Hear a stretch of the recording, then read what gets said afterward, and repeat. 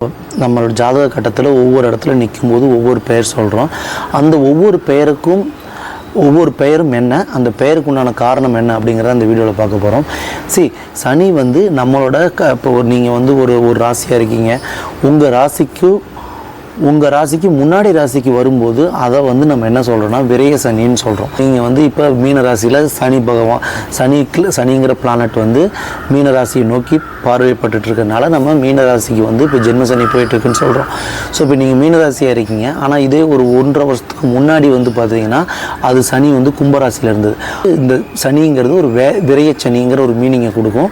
எனக்கு முன்னாடி ராசியில் இருக்கும்போது சனிக்கு பேர் வந்து விரய சனி. அப்போ வந்து உங்களுக்கு நிறைய செலவினங்கள் கொடுப்பாரு அப்படிங்கிறது ஜோதிட ரீதியாக வந்து ஒரு அர்த்தம்.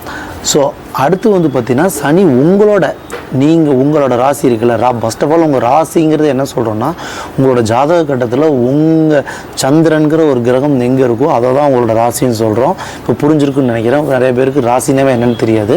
ராசிக்கே சனி வந்துட்டார் அப்படின்னா இதை ஜென்ம சனி அப்படிங்கிறாங்க. ஜென்மம் அப்படின்னா என்ன புதுசாக இருக்குன்னா, ஸோ இது வந்து ஜென்மங்கிறது பிறப்பு. ஸோ இதுவுமே ஒரு சான்ஸ்கிரிட் வேர்டு தான். நான் ஏற்கனவே சொல்லியிருக்கேன், ஜோதிடத்தில் 95% வார்த்தைகள் வந்து சான்ஸ்கிரிட் வேர்டு தான்.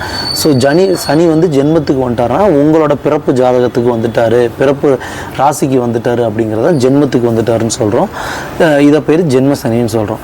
ஸோ சனி வந்து உங்கள் ராசிக்கு அடுத்த ராசிக்கு போயிட்டார் அப்படின்னா பாத சனின்னு சொல்கிறோம். பாதம் மீன்ஸ் என்னென்னா உங்களோட உடலுக்கு கீழே இருக்கிறதா பாதம்னு சொல்கிறோம், காலில் இருக்குதான். ஸோ உங்களுக்கு சனி வந்து உங்களோட உடல்லேருந்து கீழே போயிட்டார். ஸோ அப்போ வந்து இது பாத சனி அப்படிங்கிற மீனிங்கில் சொல்கிறோம். அதே மாதிரி அர்த்தாஷ்டம சனின்னு சொல்கிறோம். இது பேர் என்னென்னா அஷ்டம சனின்னு சொல்கிறோம் இல்லையா. அஷ்டம சனிங்கிறது அஷ்டமம் அப்படின்னா 8ன்னு அர்த்தம் சான்ஸ்கிரிட்டில். ஸோ அந்த 8ன்னு சொல்கிறதுனால அதாவது உங்களோட ராசிக்கு 8ஆம் பார்வையில் இருந்ததுன்னா அது பேர் அஷ்டம சனி.